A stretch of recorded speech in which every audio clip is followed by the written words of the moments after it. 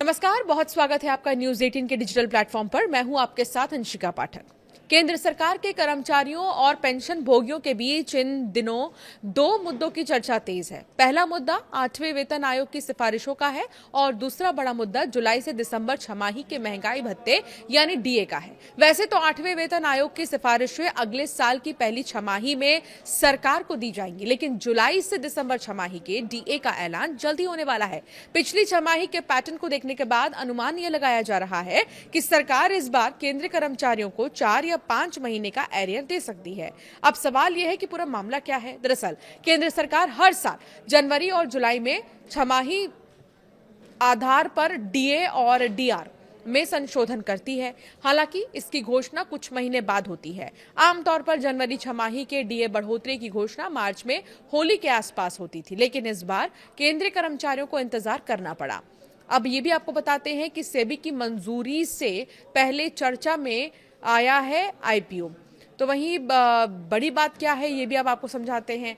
केंद्रीय कर्मचारियों के डीए का ऐलान अप्रैल के महीने में 15 दिन से ज्यादा बीत जाने के बाद हुआ है। इसी को देखते हुए अब ये आशंका है कि जुलाई छमाही के लिए सरकार अक्टूबर के आखिरी या नवंबर तक डीए बढ़ोतरी का ऐलान कर सकती है। अगर ऐसा होता है तो कर्मचारियों को जुलाई, अगस्त, सितंबर, अक्टूबर, नवंबर यानी करीब 5 महीने का एरियर एक साथ मिल सकता है। हालांकि इसके बारे में अब तक आधिकारिक तौर पर किसी तरह के संकेत नहीं दिए गए हैं।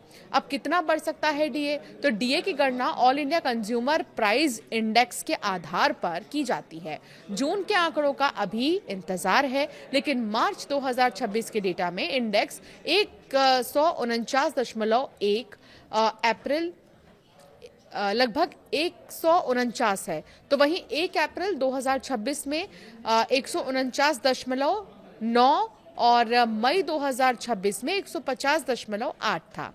खास बात यह है कि ये इंडेक्स हर महीने अपडेट किया जाता है और इंडस्ट्रियल वर्कर्स द्वारा इस्तेमाल किए जाने वाले सामान और सेवाओं की कीमतों में उतार चढ़ाव के आधार पर रिटेल महंगाई को मापता है। अगर इंडेक्स मई 2026 जैसी ही रफ्तार से बढ़ता है तो जून के लिए AICPI IW के 151.7 रहने का अनुमान है। इस तरह अब तक के अनुमानित ट्रेड्स के आधार पर कर्मचारियों को इस महीने डीए में 3 से 4% की बढ़ोतरी की उम्मीद है।